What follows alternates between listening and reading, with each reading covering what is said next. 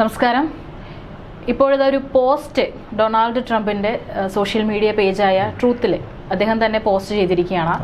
ഇപ്പോൾ കഴിഞ്ഞ കുറച്ച് കാലങ്ങളായിട്ട് അറിയാം, ഇറാൻ ഒരു പോസ്റ്റ് ഇടുന്നു, ഭീഷണിപ്പെടുത്തിക്കൊണ്ട് അവരുടെ ചിലപ്പോൾ ആയുധങ്ങളോ അല്ലെങ്കിൽ ആയുധ സംഭരണശാലകളെ കുറിച്ചിട്ടുള്ള ഒരു പോസ്റ്റ് ഇടുന്നു.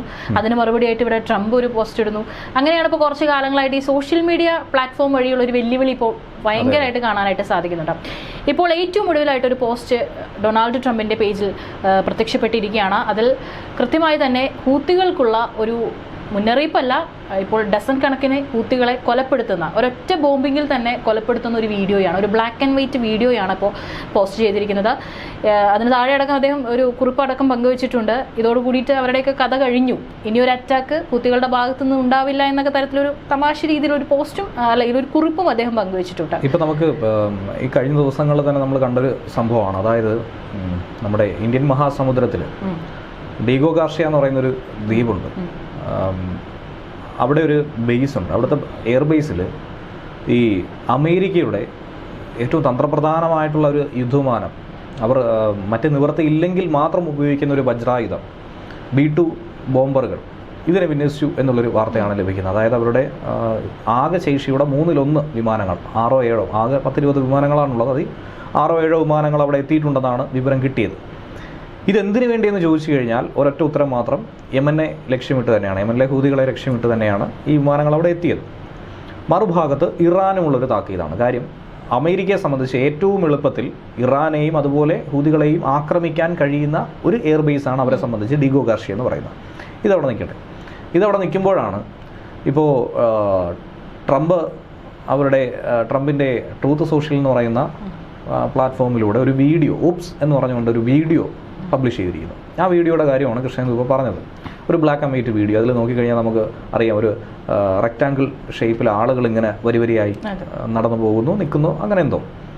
വളരെ പെട്ടെന്ന് ഒറ്റ നിമിഷം കൊണ്ട് ഒരു ബോംബ് വീഴുന്നു, എല്ലാം ഭസ്മമാവുന്നു. ഇതാണ് ആ വീഡിയോ.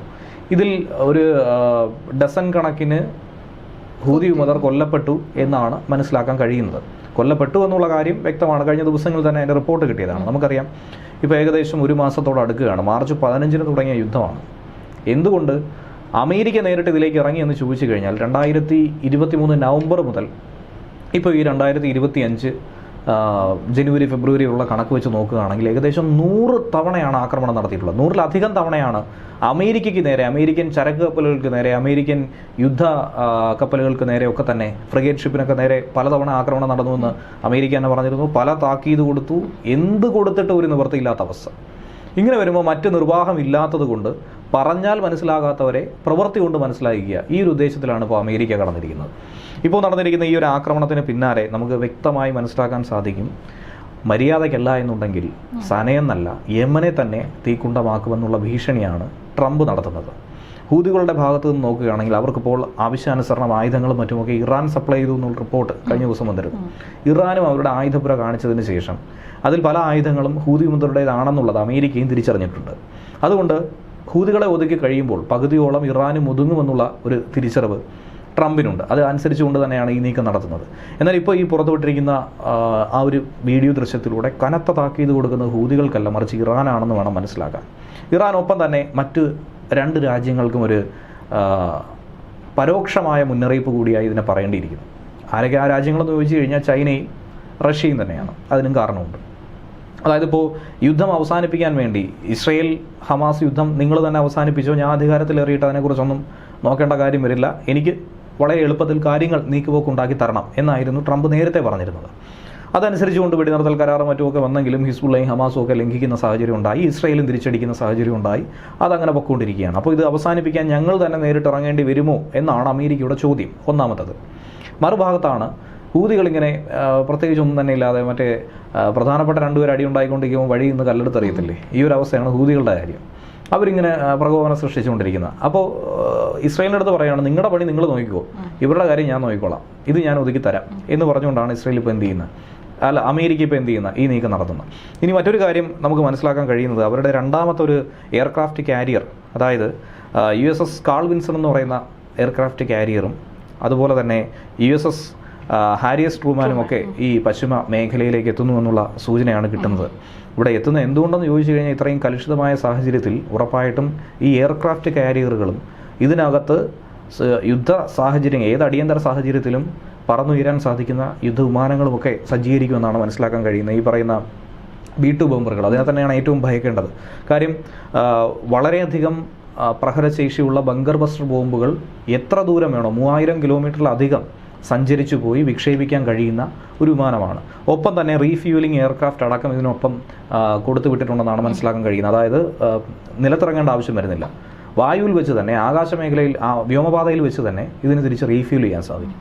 അങ്ങനെ വരുമ്പോൾ ഇതിൻ്റെ പ്രഹരശേഷി വീണ്ടും കൂടുകയാണ്, കൂടുതൽ നേരം ആക്രമണ സമയം ദൈർഘ്യം വർദ്ധിപ്പിക്കാനായി സാധിക്കും. അങ്ങനെയൊക്കെ വരുമ്പോൾ ഇറാനെ പിടിച്ചു നിൽക്കുക എന്ന് പറയുന്നത് അസാധ്യം തന്നെയാണ്. ഇനി മറുഭാഗത്ത് നമുക്കറിയാം റഷ്യയുമായി ഒരു രമ്യതയിൽ ഏർപ്പെട്ടിരിക്കുകയാണ്. റഷ്യ ഈ കാര്യങ്ങളൊക്കെ അംഗീകരിച്ച് മുന്നോട്ട് പോകാനുള്ള സാഹചര്യങ്ങൾ നിലവിലുണ്ട്. അപ്പോൾ ഒരു താക്കീത്, ഒരു മുന്നറിയിപ്പ് എന്തുകൊണ്ട് റഷ്യയ്ക്കും ചൈനയ്ക്കും വരുന്നു എന്ന് ചോദിച്ചു കഴിഞ്ഞാൽ ചൈനയുടെ മറ്റൊരു കോണ്ടക്സ്റ്റാണ്. റഷ്യ എന്തായിരുന്നാലും ഇത് മനസ്സിലാക്കുകയാണ്, അമേരിക്കയുമായി ഇനി ഉടക്കുന്ന ശരിയല്ല എന്നുള്ളത് തിരിച്ചറിയുന്നുണ്ട്. അതിനിടയിലാണ് നമുക്ക് മനസ്സിലാക്കാൻ സാധിച്ച ഇസ്രയേലുമായി ബന്ധപ്പെട്ട കരാറുകളിൽ വളരെ ലിബറലായി തന്നെയാണ് ട്രംപ് പൊയ്ക്കൊണ്ടിരിക്കുന്നത്. അപ്പോൾ ഇങ്ങനെ വരുന്ന ഒരു സാഹചര്യത്തിൽ അമേരിക്കയെ പിണക്കാൻ റഷ്യ തയ്യാറാകില്ല. എന്നിരുന്നാലും റഷ്യയെ പൂർണ്ണമായി അമേരിക്കയെ വിശ്വസിക്കുന്നുമില്ല, വിശ്വാസത്തിലെടുക്കുന്നുമില്ല. അതൊരു വശമാണ്. ഇനി ഇപ്പുറത്ത് ചൈനയെ സംബന്ധിച്ച് നോക്കുകയാണെങ്കിൽ ചൈന ഒരു പങ്കാളിയെ തേടിക്കൊണ്ടിരിക്കുകയാണ്. ഇടക്കാലത്ത് വെച്ച് ഇന്ത്യൻ പ്രധാനമന്ത്രിയെ പുകഴ്ത്തിയും ഇന്ത്യൻ നയങ്ങളെ അനുകൂലിച്ചും ഒക്കെ തന്നെ എന്തുകൊണ്ട് ചൈന വന്നു എന്ന് ചോദിച്ചു കഴിഞ്ഞാൽ, അല്ലെങ്കിൽ ഇത്രയും നാൾ കലുഷിതമായി കിടന്ന അതിർത്തി പ്രശ്നങ്ങളിൽ പെട്ടെന്നൊരു സമാധാന ചർച്ചയിലേക്കും സമാധാനത്തിൻ്റെ വെള്ളക്കൊടി പാറിക്കാനും ചൈന തയ്യാറായത് എന്തുകൊണ്ടെന്ന് ചോദിച്ച ഒരൊറ്റ കാര്യമാണ് ഡൊണാൾഡ് ട്രംപ്. ട്രംപ് എന്ന് അധികാരത്തിലെത്തുമെന്ന് ഉറപ്പായോ അന്ന് മുതൽ ചൈന മിരിങ്ങി തുടങ്ങി. കാര്യം ചൈനയ്ക്ക് നന്നായിട്ട് അറിയാവുന്നതാണ്, ട്രംപ് അധികാരത്തിലെത്തിയാൽ 2 രാജ്യങ്ങൾക്കാണ് തിരിച്ചടി. ഒന്ന് ചൈന, മറ്റൊന്ന് ഇറാൻ. ഈ 2 രാജ്യങ്ങളുമാണ് ഇന്ന് ഏറ്റവും അധികം ചക്രശ്വാസം വലിക്കുന്നത്. അതുകൊണ്ട് ഇറാന് നേർക്ക് വലിയ ഭീഷണി ട്രംപ് ഡയറക്റ്റ് മുഴക്കിയപ്പോൾ ഇനി അടുത്തത് ചൈനയ്ക്ക് നേർക്കാണ്. ചൈനയോട് ഭീഷണി മുഴക്കുമ്പോൾ തൊട്ടയൽ രാജ്യമായ ഇന്ത്യ തങ്ങളോട് ശത്രുതാ മനോഭാവം കാത്തു സൂക്ഷിക്കുകയാണെങ്കിൽ അത് വലിയ തിരിച്ചടി ചൈനയ്ക്ക് ഉണ്ടാക്കുമെന്നുള്ള ഒരു തിരിച്ചറിവ് അവർക്കുണ്ട്. അതിൻ്റെ അടിസ്ഥാനത്തിലാണ് ഈ പ്രശ്നങ്ങൾ പരിഹരിച്ചു. ഇപ്പോൾ അതിർത്തിയിൽ പ്രശ്നങ്ങളില്ലല്ലോ, അരുണാചൽ ലഡാക്ക് മേഖലയിലൊന്നും തന്നെ പ്രശ്നങ്ങളില്ലല്ലോ. അതൊക്കെ താൽക്കാലികമായി, ഒരിക്കലും പൂർണ്ണമായ തോതിലേക്ക് മാറിയിട്ടില്ല. താൽക്കാലികമായി അവർ അവിടെ ഇപ്പോൾ പ്രശ്നങ്ങൾ സൃഷ്ടിക്കാതിരിക്കാൻ നോക്കുകയാണ്. കാരണം നാളെ ഒരു സമയത്ത് ഇന്ത്യയെങ്കിലും ഇതിലൊരു മധ്യസ്ഥതയെങ്കിലും പറയാനുണ്ടാകണം. പക്ഷേ ഇപ്പോൾ ആവശ്യപ്പെട്ടിരിക്കുന്നത് ഈ താരിഫ് അധിക ചുങ്കത്തിനെതിരെ, പകരച്ചുങ്കത്തിനെതിരെ ചൈനയോടൊപ്പം ചേർന്ന് നിന്ന് ഇന്ത്യ പോരാടണമെന്നൊക്കെയാണ് പറഞ്ഞിരിക്കുന്നത്. ഇന്ത്യക്ക് അതിന് മറ്റു മാർഗ്ഗങ്ങളുണ്ട്. ഇന്ത്യക്ക് ചൈനയോടൊപ്പം ചേർന്ന് പോരാടേണ്ട ആവശ്യകതയില്ല. അത് വേറൊരു വശമാണ്. അപ്പോൾ ഇന്ത്യയെ സംബന്ധിച്ചത് വലിയ തിരിച്ചടിയാകുമെന്ന് ആരും തന്നെ, പ്രതിപക്ഷ അംഗങ്ങളൊക്കെ തന്നെ സഭയിൽ കഴിഞ്ഞ ദിവസം പറഞ്ഞതുപോലെ അങ്ങനെ ഒരു വിഷയമാകുമെന്ന് പ്രതീക്ഷിക്കേണ്ട. ഇന്ത്യക്ക് അനുകൂലമായൊരു തീരുമാനം ഉറപ്പായും അമേരിക്ക എടുക്കുമെന്നാണ് ഇനി വരുന്ന ദിവസങ്ങളിലൂടെ നമുക്ക് മനസ്സിലാക്കാൻ കഴിയുന്നത്. ഇപ്പോൾ തന്നെ അതിൻ്റെ സൂചനകൾ കിട്ടിക്കഴിഞ്ഞിട്ടുണ്ട്. ഇനി ഈ ഒരു വിഷയത്തിലേക്ക് വരുവാണെന്നുണ്ടെങ്കിൽ ഇതിനിടെ നാളെ വൈറ്റ് ഹൗസിൽ ഒരു കൂടിക്കാഴ്ച നെതന്യാഹുവും അതുപോലെ തന്നെ ട്രംപും കൂടെ നടത്തുന്നുണ്ട്. അതായത് ഈ ഒരു യുദ്ധത്തിന്റെ ഈ ഒരു സമയത്ത് നടത്തുന്നതായതുകൊണ്ട് തന്നെ വളരെ നിർണായകമായിരിക്കും എന്നുള്ളത് ഉറപ്പാണ്. ഇനി എന്ത് തീരുമാനം എടുക്കും, അല്ലെങ്കിൽ എന്തൊക്കെയാണ് ഇനി പുതിയ നീക്കങ്ങൾ എന്നുള്ളതാണ് ഇനിയിപ്പോൾ എല്ലാവരും ഒന്ന് ഉറ്റുനോക്കുന്ന കാര്യം. അതിനുള്ളൊരു സൂചന കഴിഞ്ഞ ദിവസം തന്നെ കിട്ടിയിരുന്നു. അതായത് ഇസ്രയേലിനെ സംബന്ധിച്ച് നോക്കുകയാണെങ്കിൽ ബൈഡൻ ഭരണകൂടം ഇസ്രയേലിനോട് 100% കൂറ് പുലർത്തിയില്ല എന്ന് തന്നെയാണ് പറയേണ്ടത്. പക്ഷേ നെതന്യാഹു ട്രംപിനെ നോക്കിക്കാണുന്നത് അങ്ങനെയല്ല. ട്രംപ് നെതന്യാഹുവിനെ കാണുന്നതും ഇസ്രയേൽ എന്ന രാജ്യത്തെ കാണുന്നതും വ്യത്യസ്തമായ മറ്റൊരു കണ്ണി കൂടിയാണ്. അതുകൊണ്ട് തന്നെയാണ് ബൈഡൻ മരവിപ്പിച്ച പല കരാറുകളും പുനഃസ്ഥാപിക്കാൻ ട്രംപ് തയ്യാറായത്. ബൈഡൻ നൽകിക്കൊണ്ടിരിക്കുന്ന പല എയ്ഡുകളും അവസാനിപ്പിക്കാൻ, US എയ്ഡുകൾ പലതും അവസാനിപ്പിക്കാൻ ട്രംപ് മുൻകൈയെടുത്തത്.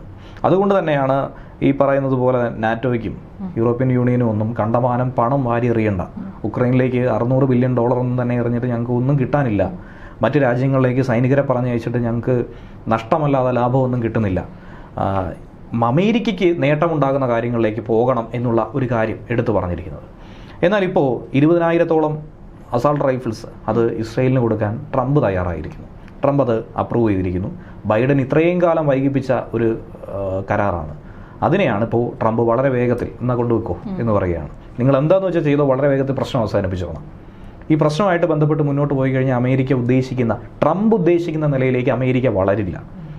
ആ നിലയിലേക്ക് എത്തിക്കാൻ ഇനി കേവലം 3 വർഷം മാത്രമാണ് ബാക്കിയുള്ളത്. ഈ കഴിഞ്ഞ മാസങ്ങളൊക്കെ തന്നെ വളരെ ശക്തമായ നിലപാട് സ്വീകരിച്ച് ട്രംപ് ഇങ്ങനെ കർക്കശക്കാരനായി നിൽക്കുന്നെങ്കിൽ ഇനിയുള്ള 3 വർഷം എന്തൊക്കെ ആയിരിക്കുമെന്നുള്ള കാഴ്ചപ്പാട് മുൻകൂട്ടി കണ്ടിട്ടാണ്. അതിൽ നിന്നുള്ള നേട്ടം, ഗുണഫലം ഉണ്ടാക്കിയെടുക്കാൻ വേണ്ടിയിട്ടാണ് ഹൂതികൾക്ക് നേരെ ആക്രമണം നടത്തുന്നതും ഇറാനെ വരച്ച വരയിൽ നിർത്തുന്നതിനുള്ള കാരണവും അതുതന്നെയാണ്. നമുക്കറിയാം, നേരത്തെ ആണവ കരാറുമായി ബന്ധപ്പെട്ട് ഒരിക്കലും ഇറാൻ ഒരു ആണവ രാജ്യമാകുന്നത് ഇസ്രയേലും അംഗീകരിക്കില്ല, അമേരിക്ക അംഗീകരിക്കില്ല. അതിനുള്ള കാരണം എന്ന് ചോദിച്ചു കഴിഞ്ഞാൽ, ഇസ്രായേലിനെ സംബന്ധിച്ചൊരു കുഞ്ഞൻ രാജ്യം ഇത്രയധികം പടപുരുതി നിൽക്കുന്നെങ്കിൽ പോലും ഇറാൻ ഒരു ആണവരാജ്യമല്ല എന്നുള്ളത് കൊണ്ടാണ് അവർക്ക് ധൈര്യമായി നിന്ന് നേർക്ക് നേരെ ഏറ്റുമുട്ടൽ നടത്താൻ സാധിക്കുന്നത്. ഒരുപക്ഷെ ആണവരാജ്യമായാൽ നിമിഷ നേരം കൊണ്ട് ഇക്കാര്യങ്ങളൊക്കെ മാറി മറിയും. ഇസ്രായേൽ എന്ന രാജ്യം തന്നെ ഇല്ലാതായി അങ്ങനെ ഒരു അവസ്ഥയിലേക്ക് എത്തിച്ചേർന്നേക്കാം. അതുകൊണ്ടാണ് ഈ രഹസ്യാന്വേഷണ വിഭാഗങ്ങളൊക്കെ തന്നെ, മൊസാദ് അടക്കം, ഷിൻബെറ്റ് അടക്കമൊക്കെ ഇറാൻ്റെ ശാസ്ത്രജ്ഞരെയും അതുപോലെ തന്നെ അവരുടെ തലവന്മാരെയൊക്കെ തന്നെ വകവരുത്തിക്കൊണ്ടിരിക്കുന്നത്. ബാഗ്ദാദിൽ സംഭവിച്ചതും അതിൻ്റെ ഒരു ഭാഗമായിട്ട് തന്നെയാണെന്ന് വേണം മനസ്സിലാക്കാൻ. അപ്പോൾ പല വർഷങ്ങളായി അവർ ഇത്തരത്തിലുള്ള നീക്കങ്ങൾ നടത്തുന്നു, കാര്യങ്ങൾ മനസ്സിലാക്കിക്കൊണ്ടിരിക്കുന്നു, സ്പൈ വർക്കിലൂടെയൊക്കെ തന്നെ നിരീക്ഷിക്കുന്നുണ്ട്. അങ്ങനെ അമേരിക്കയ്ക്ക് കൃത്യമായ വിവരം ഇസ്രയേൽ പാസ് ചെയ്തിട്ടുണ്ട്. അമേരിക്കയെ സംബന്ധിച്ചും ഇറാൻ ഒരു ഭീഷണിയാണ്, ഒരിക്കലും ആണവ ശക്തിയായി മാറാൻ പാടില്ല. അപ്പോൾ നിലവിൽ ബൈഡൻ മുന്നോട്ട് വെച്ച, ട്രംപ് ആദ്യത്തെ ടൈമിൽ പറഞ്ഞിരുന്ന കരാറിനെ റിവോക്ക് ചെയ്തിട്ടാണ് ബൈഡൻ മറ്റൊരു കരാർ മുന്നോട്ട് വെച്ചത്. എന്നാൽ അതിനെ ഇപ്പോൾ പൂർണ്ണമായും തള്ളിക്കളഞ്ഞുകൊണ്ട് അടുത്ത ടൈമിലേക്ക് ട്രംപ് പറയുകയാണ്, ഇതിൽ ഒപ്പുവെക്കുക, ഇതല്ലാതെ മറ്റൊരു മാർഗവും തരുന്നില്ല, മറ്റൊരു ചാൻസോ ചോയ്സോ ഇല്ല നിങ്ങൾക്ക് മുമ്പിൽ, നിങ്ങൾ എന്ത് ചെയ്യുക, ഉറപ്പായും ഒപ്പുവെക്കുക, അതല്ലാതെ മറ്റ് നിർവാഹമില്ല. അതിനോട് അനുകൂലമായി പ്രതികരിക്കാൻ ഇറാനും തയ്യാറാകുന്നില്ല. ഖമനേയി ആകട്ടെ വാശിപ്പുറത്ത് നിൽക്കുന്നു, ഒരു കാരണവശാലും ഇതിനെ അനുകൂലിച്ചു പോകില്ല, യുദ്ധമെങ്കിൽ യുദ്ധം, അടിയെങ്കിൽ അടി, ഈ ഒരു രീതിയിലാണ് പോകുന്നത്. ശരി, ആയിക്കോട്ടെ എന്ന് പറഞ്ഞുകൊണ്ടാണ് ട്രംപ് എന്ത് ചെയ്യുന്ന സാമ്പിൾ വെടിക്കെട്ട് ഹൂതികൾക്ക് നേർ തുടങ്ങിയിരിക്കുന്നത്. ഒരിക്കലും ഹൂതികളെ ഇല്ലാതാക്കാനല്ല ട്രംപ് ഇത് ചെയ്തിരിക്കുന്നതെന്നുള്ളത് വളരെ വ്യക്തമായിട്ടുള്ളതാണ്. ഇതൊക്കെ ഇറാനുള്ള അടിയുടെ സാമ്പിൾ ഡോസാണ്. ഒരിക്കലും ഇറാനും അമേരിക്കയും തമ്മിൽ നേർക്കുന്ന ഒരു ഏറ്റുമുട്ടൽ ഉണ്ടാകല്ലേ എന്ന് തന്നെയാണ് എല്ലാവരും പറയുന്നത്. ഇറാനേക്കാൾ കൂടുതൽ പ്രാർത്ഥിക്കുന്ന മറ്റു രാജ്യങ്ങളുണ്ട്. കാര്യം അതിൽ ഇന്ത്യക്കടക്കം വലിയ തോതിൽ നഷ്ടങ്ങൾ സംഭവിക്കും. ഒരിക്കലും ആ രീതിയിലേക്ക് പോകാതിരിക്കാൻ വേണ്ടിയിട്ടുള്ള നടപടികളാണ് നിലവിൽ കൈക്കൊള്ളേണ്ടത്.